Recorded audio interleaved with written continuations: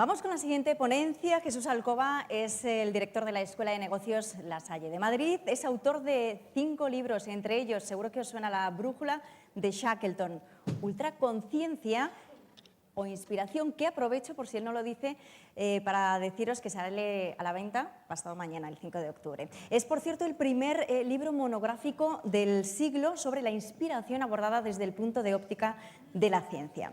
Bueno, también Jesús es coautor de otros 11 libros, tiene muchísimos artículos publicados sobre Customer Experience y Service Science, es TEDx Speaker, ha impartido conferencias por todo el mundo, desde Estados Unidos hasta Filipinas. Nos va a contar cómo una de las claves en experiencia de cliente va a ser incorporar la investigación científica. De este modo, por ejemplo, los viejos cuestionarios pues van a ir dando paso a otro tipo de estrategias que van a facilitar una mayor sincronización entre la marca y el cliente. Os dejo ya con Jesús Alcoba, director de la Escuela de Negocios La Salle Internacional.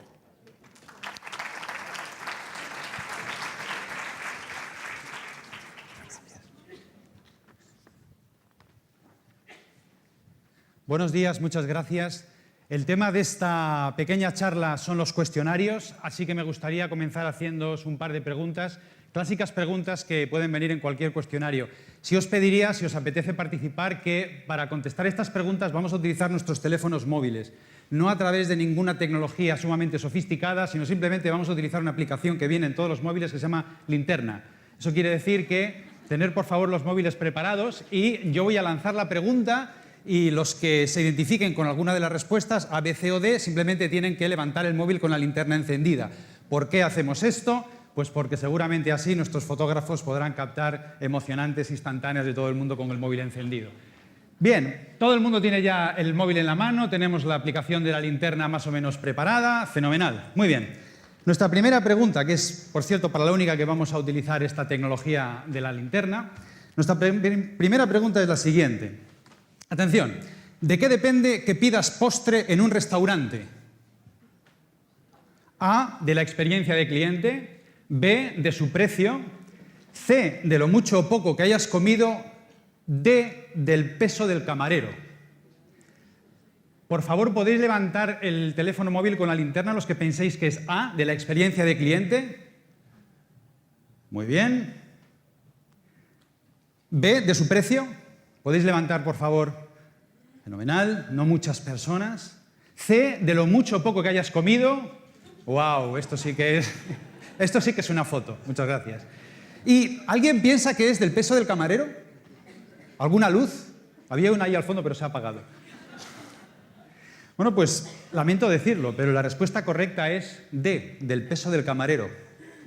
Esto es una investigación que se ha publicado hace muy poco y que dice que efectivamente el índice de masa corporal del camarero que te viene a tomar nota influye en que tú pidas postre o no. De hecho, influye también en que pidas bebidas alcohólicas al final de la cena. ¿Y por qué digo esto? Aparte de porque es entretenido y es un dato sorprendente, porque me permite introducir este tema. Yo creo, como ya ha ocurrido también en otras disciplinas antes que la nuestra, experiencia de cliente, pasó con el marketing, pasó con los recursos humanos, pasó con la calidad. Cada vez más va a haber investigación científica que nos va a permitir desvelar cosas que a lo mejor ni siquiera sospechábamos, como por ejemplo esta y muchas otras. Yo vengo aquí, por tanto, a hacer esta propuesta. Yo creo que la investigación científica, la ciencia, de manera creciente va a ir aportando más y más y más sobre experiencia de cliente. Bueno, dicho esto, me gustaría haceros una siguiente pregunta. Para esto ya no necesitamos los teléfonos móviles, podemos utilizarlos para tuitear o para aparentar que tuiteamos si estamos en WhatsApp, cada uno como quiera. Dicen nuestros estudios de DEC, de obligada lectura para todos nosotros, además del excelente manual de experiencia de cliente que ya tenemos disponible, que el 76% de las empresas tiene implantado ya un programa de voz del cliente. Mi pregunta es, ¿para qué tenemos estos programas? Las opciones son A, para conocer la satisfacción del cliente, B, para tener contento al CEO, C, que es la voz del cliente, y D, ninguna de las anteriores. Los que hayan contestado B, les auguro un futuro fulgurante en el mundo de la empresa. Los que hayan contestado C, que es la experiencia de cliente, quizás se han equivocado de congreso. Aquí en IFEMA hay uno que es sobre orientación profesional, quizá puedan ahí encontrar su destino. Y ninguna de las anteriores. ¿Quién piensa que A para conocer la satisfacción del cliente? ¿Puedes simplemente levantar la mano? No hace falta lo de la linterna. Muy bien. Mi hipótesis es que la respuesta correcta a esta pregunta es D, ninguna de las anteriores. Yo no creo que nosotros tengamos herramientas de voz del cliente ni para tener contento al CEO, por supuesto, ni para la satisfacción del cliente. Yo pienso que lo fundamental en una herramienta de voz del cliente es intentar conocer la narrativa del cliente, su relato, para intentar sincronizarlo con el nuestro. Yo pienso que ese es el auténtico valor de las herramientas de voz del cliente, conocer el relato del cliente y sincronizarlo con el nuestro. Voy a intentar explicar esto un poco mejor, lo voy a hacer de una manera muy resumida, pero de alguna forma tenía que concentrar lo que constituye mi pensamiento básico sobre este tema. Evidentemente es mi opinión, no todo el mundo tiene por qué estar de acuerdo, pero para mí estas ideas son importantes. Primero, lo que el cliente quiere saber fundamentalmente es si tu historia es su historia. Es un tema de sincronización de relatos. ¿Y eso por qué es así? Porque el cliente intercambia su dinero, su tiempo y su esfuerzo por aquello que considera valioso. Este es el pilar básico de la economía. Los clientes nos dan su dinero porque nosotros les entregamos algo que es valioso. La cuestión es que lo que es valioso ha cambiado por completo. Hoy día ya, lo sabemos todos los que estamos aquí, no compramos productos, no compramos servicios, compramos fragmentos de identidad.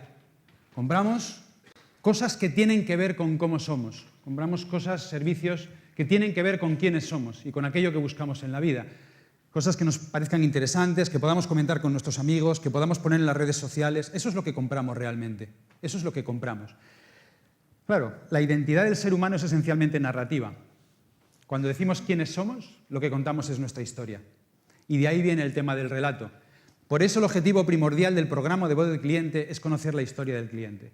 Solo conociendo su historia de manera profunda, yo puedo saber cómo sincronizar mi historia con su historia. Es un tema de sincronización de relatos. Hoy día no compramos productos ni servicios, sino que compramos fragmentos de identidad. Voy a explicar esto de otra manera, de manera un poco más práctica. Voy a leer un texto con un fondo musical. Voy a pasar la siguiente diapositiva, va a sonar una melodía. Voy a pedir al control de realización que no pongan la música muy alta porque tengo que leer encima de ella. Voy a leer este fragmento, este texto, y voy a poner este fondo musical y os voy a preguntar si alguien identifica de dónde está sacado esto. Debería estar sonando la música.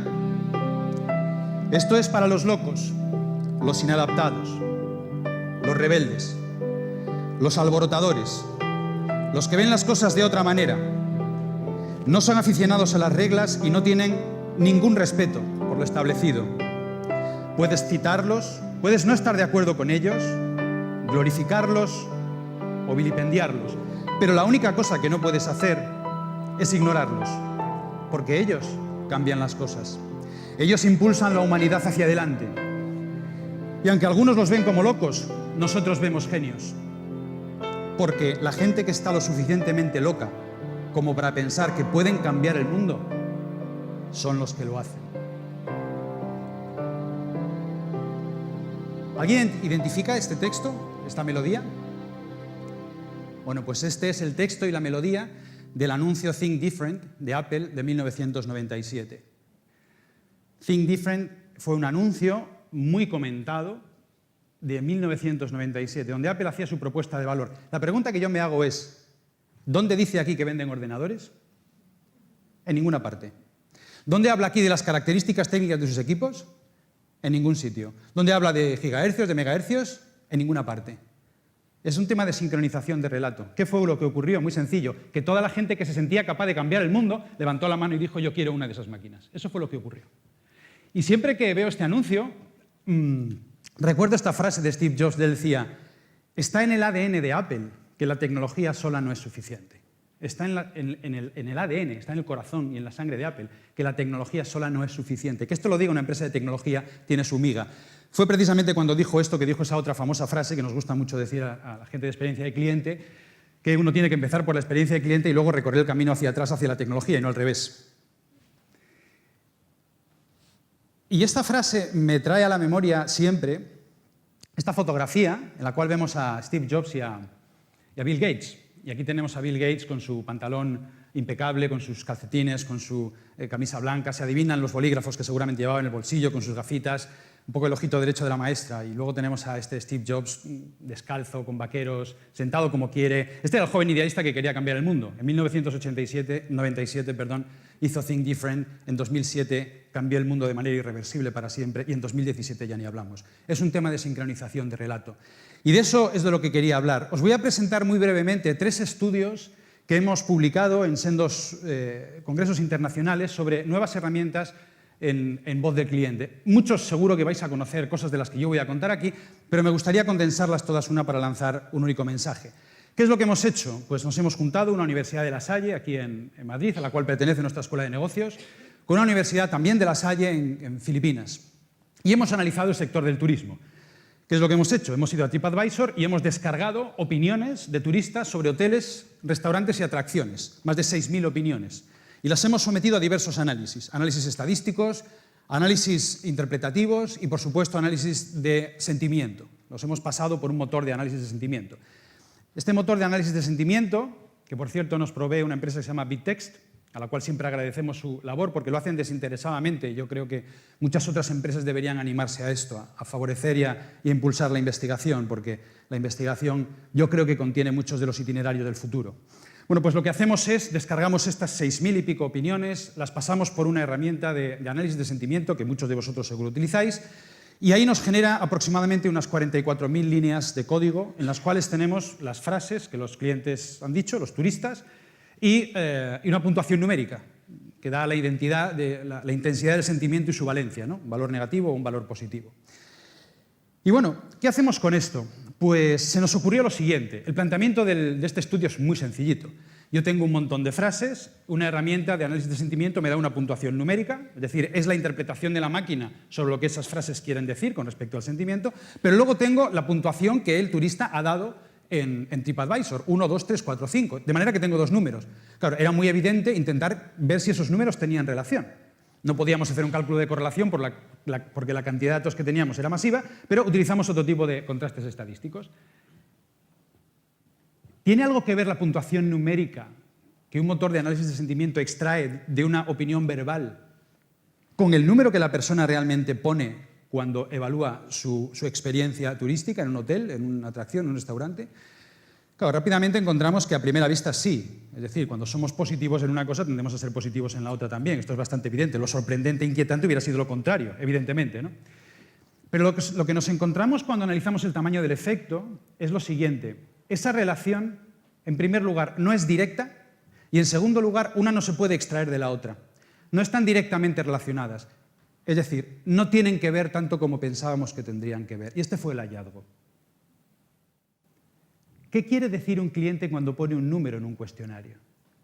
Nosotros siempre hemos interpretado que tiene una experiencia en su cabeza y que esa experiencia la comprime de alguna manera en un número. ¿Es eso cierto? Lo que esta investigación parece querer decir es que eso no es cierto. Y eso abre posibilidades infinitas acerca de la voz del cliente. Posibilidades infinitas acerca de cómo vamos nosotros a hacer para capturar realmente la voz del cliente. Voy a poner un ejemplo mucho más práctico. 2 opiniones de TripAdvisor, 2 turistas. Hablan sobre un restaurante. El primero dice: visitamos este restaurante 2 veces. La comida fue fantástica y aunque el servicio fue lento, la primera vez probamos de nuevo porque la comida es estupenda. Dices, hombre, por lo menos tiene un 3. 1, 2, 3, 4, 5, por lo menos está en la media. Repitieron en este restaurante, ¿no? Segunda opinión. Este es sin duda, sin ninguna sombra de duda, el mejor restaurante de buffet que he visitado y probablemente el mejor del mundo. ¿Qué puntuación le pones al mejor restaurante del mundo? Un 5. Es evidente. Bueno, esto no fueron las puntuaciones reales que los turistas pusieron. Al primero le pusieron un 2 y al segundo le pusieron un 4. ¿Y esto qué quiere decir? Pues que cuando nosotros ponemos un número y ponemos una descripción verbal de un servicio, ambas cosas probablemente quieran decir cosas diferentes. Claro, podemos lanzar hipótesis sobre esto. ¿Qué hipótesis tenemos? Hombre, pues a lo mejor en la puntuación verbal nos venimos más arriba y luego en los números, que siempre son más rígidos, más fríos, pues a lo mejor somos un poco más comedidos. Bueno, de hecho lo que ocurre es que estas 2 opiniones son excepciones. En realidad nos comportamos al revés. Somos más positivos en lo numérico que en lo verbal. Todas estas cosas para mí lo que hacen es arrojar preguntas. Estamos todo el día pensando que esos números que ponen nuestros clientes quieren decir cosas y que las interpretamos correctamente. No estoy seguro de que eso sea así. Os voy a lanzar la última pregunta de hoy. ¿Qué porcentaje de vuestra personalidad es ser divertido? ¿Cuántos consideráis que sois un 99% o más divertido? Es decir, sois lo más divertido que existe. ¿O cuántos sois en torno al 75%? Ya sé que es una pregunta que puede parecer extraña en un congreso de experiencia de cliente, pero bueno, yo quiero lanzarla. O aproximadamente la mitad. Dice, soy divertido, mejor por la mañana sí, por la tarde no, pues 50%, no sé. O entre semana, el fin de semana, no lo sé. En torno al 25%, menos del 1%. Hay gente que es menos del 1% divertida. Yo, por ejemplo. Somos gente que no somos divertidas, ¿por qué le vamos a hacer? ¿Por qué hago esta pregunta? Fijaros, cuando nosotros analizamos con diversas metodologías toda aquella cantidad de datos que teníamos, tenemos todas esas líneas de código, nos encontramos con que si hay algo que aparece de forma muy significativa, estamos hablando del turismo en Filipinas, es el tema del servicio. En Filipinas, los que hayáis estado por allí, filipino es una persona naturalmente orientada a los demás, naturalmente orientada al servicio. De hecho, tienen un término que es este, kapua, que significa precisamente esto, la unidad entre uno de nosotros y el otro. Y es un elemento, un valor central del carácter filipino. Ellos entienden su relación con los demás en un sentido de hacia ti, hacia el otro. Dicen ellos mismos que cuando viajan siempre llevan dos maletas una dentro de otra. Y entonces cuando llegan al destino, la que contiene su ropa y sus enseres es la pequeñita, la que va dentro, entonces sacan esa maleta y la otra la llenan de regalos para sus familiares que están esperándoles en su país. Esto lo llaman pasalubong, es la forma que ellos tienen de llamar a los souvenirs. Naturalmente son personas orientadas al servicio. De hecho, es el filipino, el tagalog, es la única lengua del mundo que yo conozco que tiene un término que significa a ti. Nosotros tenemos yo, tú, él, nosotros, vosotros, ellos, pues ellos tienen a ti. Entonces, en estas expresiones, por ejemplo, alagan kita significa te cuido, alagan es cuidar, kita es a ti. Mahal kita significa te quiero, mahal es querer, kita es a ti. Es decir, esta proyección hacia el otro surge de manera evidente en la cultura filipina y, como no podía ser de otra manera, surge de manera muy evidente en nuestra investigación. Servicio es lo primero que se nota cuando uno va allí, como turista, o cuando uno analiza estos datos. ¿Y qué es esto? Bueno, pues esto es el eslogan oficial del Ministerio de Turismo de Filipinas, que dice "It's more fun in the Philippines", es más divertido en Filipinas. Entonces, esto para nosotros fue un hallazgo tremendo. Tenemos un Ministerio de Turismo intentando vender que un país es divertido y el turista capta otra cosa completamente distinta. Esto se llama desincronización del relato. ¿Qué os pasaría a vosotros, los que habéis pensado, como yo, que sois menos del 1% divertidos, si alguien nos presenta como alguien divertido? Aquí tienes a Laura, a Ana, son divertidísimos. Y luego hablas con estas personas y pues no son divertidos. ¿Qué produce esto? Muy fácil, falta de autenticidad. Y si hay algo que tiene que estar súper cuidado en experiencia de cliente es la autenticidad. Desincronización de relato. Por eso necesitamos herramientas de voz del cliente que nos permitan analizar esto en profundidad. Porque si no se produce una disincronía que el cliente percibe como falta de autenticidad. Y entonces todo lo que hagamos después ya no será interpretado como debe ser. Cuando nosotros buscamos esta palabra, divertido, a lo largo de 44.000 líneas de código de análisis de sentimiento, encontramos la palabra divertido en un 0,3%. El cliente no percibe, el turista en Filipinas no percibe diversión por ninguna parte, pero sí percibe servicio. Nos hemos pasado la vida intentando explicarle a los demás lo buenos que son nuestros servicios y nuestros productos. Hubo una época en la cual los coches llevaban las motorizaciones impresas en la carrocería. Detrás ponía 1.6 GTI 16V. Esto no le interesa a nadie. O sea, lo que te interesa es si el coche va contigo, si pertenece a tu vida, si tiene que ver con tu estilo de vida. Es un tema de sincronización de relatos. No es un tema de venta de productos o servicios. Para eso yo creo que tenemos herramientas de voz del cliente. En fin, yo no digo que haya que quemar los cuestionarios. Bueno, sí lo he dicho, de hecho es el título de la charla, ¿no? Pero lo que quiero decir es que quizá tengamos que empezar a abandonar las herramientas tradicionales y abrirnos a escenarios nuevos. Este año le hemos otorgado el Premio Innovación y Experiencia de Cliente a Good Job, que es una compañía que ha apostado por algo nuevo, fresco y diferente. Las tecnologías de análisis de sentimiento permiten entrar realmente en la profundidad del cliente, en su voz, y averiguar cosas que luego nos pueden servir para el diseño de la experiencia. Yo creo que cada vez más tenemos que ir abandonando estas estrategias tradicionales, dejar de a veces interrumpir o molestar al cliente con nuestros cuestionarios, incluso el NPS, cuando él libremente está poniendo sus opiniones en Internet y en todas partes. Ese es el momento de capturar la voz del cliente, es el momento de profundizar y es el momento de sincronizar su relato con el nuestro. Y entonces la experiencia ocurrirá. Mi último consejo no puede ser otro que, en línea con el concepto de edad metabólica que nos contaba Jorge esta mañana, recordaros siempre que la próxima vez que vayáis a un restaurante, escoger el postre antes de que venga el camarero, porque si no puede que acabéis pidiendo algo que no toca. Muchísimas gracias por vuestra atención.